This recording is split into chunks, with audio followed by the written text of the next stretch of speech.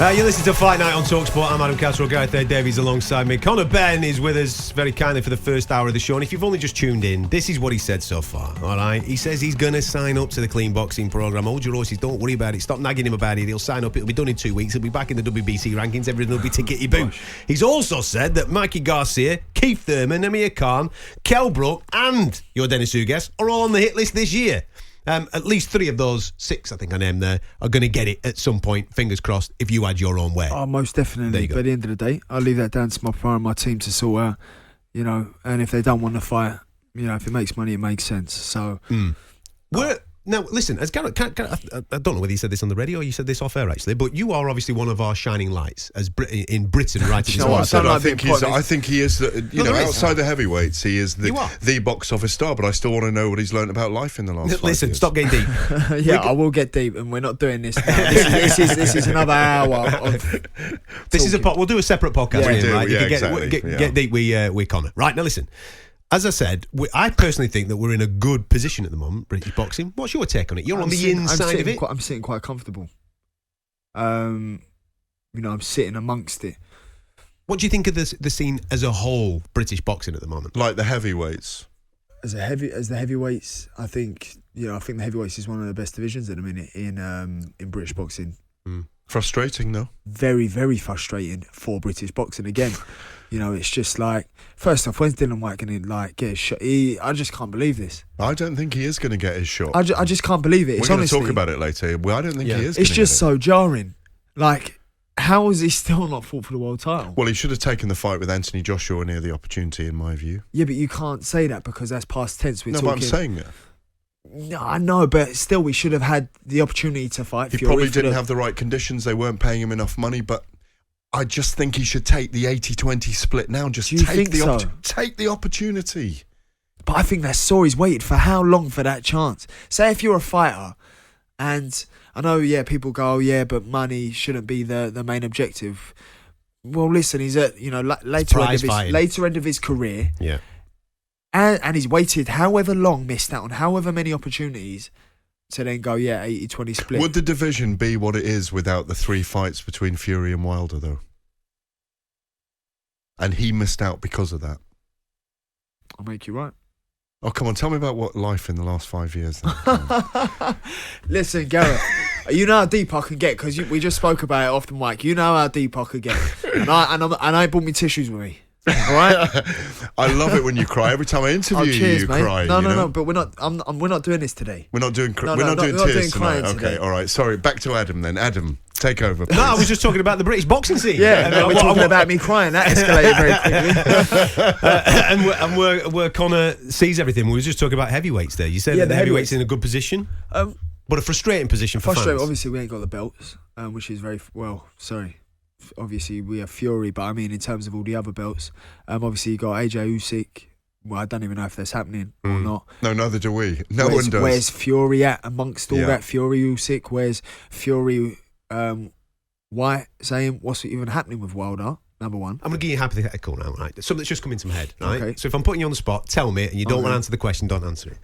Everything that's going on with these heavyweights is frustrating every man and his dog, okay? Now, there's this negotiation here, there's this negotiation there, and then you get the call for step aside and all this type of stuff. Right? Here we go. I had this conversation with my pal Danny. If you were in that situation, would you step aside? Okay, so how much is it, first off? 15 million. 15? Yeah. All right, so now, what? All right, so listen. The public may not want to hear it. So, if it's all about the public, I'm going to say, of course I wouldn't take the 15 million. I'll go in there and have... You're answering this for you. Okay, but all right, so listen, I'm going to wear my heart on my sleeve and say what needs to be said. If anyone offered me 15 million, and I've got a big smile on my face to step aside and then still fight the winner, I tell you now, I will take that 15 million. Yeah. And I'm off skis. I'm gone. Makes sense. So will Anthony Joshua do that then for Usyk and Fury to fight? I think so. Listen, no one can point the finger at all. No one can point the finger. I don't care who you are because you're not in that position. No. And some people spend 20 quid a day on lottery tickets that they're likely not going to win. So when you've got 15 million offered and presented to you and you still get to fight the winner, by the way, guys, is obviously the better man for winning. So you're still going to be in a hard fight. Does it make sense for him as well? Because the does. awkward rematch he's got, Joshua against Usyk. Of course it does. Yeah. It makes a world of sense. And there's no shame in taking the 50 million. I don't know why people are carrying on saying, is there not? No. This is I what I was going to say from my point of view. There's absolutely it's the right business but move to the for general Joshua. public, they'll go, it's all about the money. He ain't going to spend all the money. Of course he's it's got about in the bank. money. It's prize fighting, man. It's about, you think we're getting in there and risk our... Listen, we love fighting, but you think we're going there and risk our lives for nothing? No, we do not. Listen, gentlemen, you're absolutely... From my point of view, if you get offered 10 to 15 million quid, right? And then you get the opportunity to fight the winner, who's the better man. For the undisputed championship of the world, because all the belts will be on the line. If that fight between Fury and Usyk probably earn 60 million because it's you probably against Fury. No? Step aside. Yeah. You know, if like that was my advisor telling me, I'll be like, yeah, sweet mate. Like, I'll step aside, no problem. Cash it. I'm off to the Caribbean. I'll see you in 6 months. I'll be gone for 6 months. I'll be gone for 3 years. I'll be back. I'll be back when I need another paycheck. Right, we are going to get to see you back in April. Fingers crossed, yeah? Definitely, big fight. That's when you're going to be doing your thing. O2 Arena, big fight. And, mate, it's been a long time coming for this year. You know, it's been a long time coming for this year. A lot of hard work, days in, days out. Credit to Tony for training me while I was out for, a year with my hand injury, while I was out for 8 months with my broken jaw. No one getting paid, by the way. None of us getting paid. Tony not getting paid. Still dedicating his time to me, which is hours, by the way. Get me in with me 2 hours, 3 hours. And then still not getting it right, inspiring for at least a year.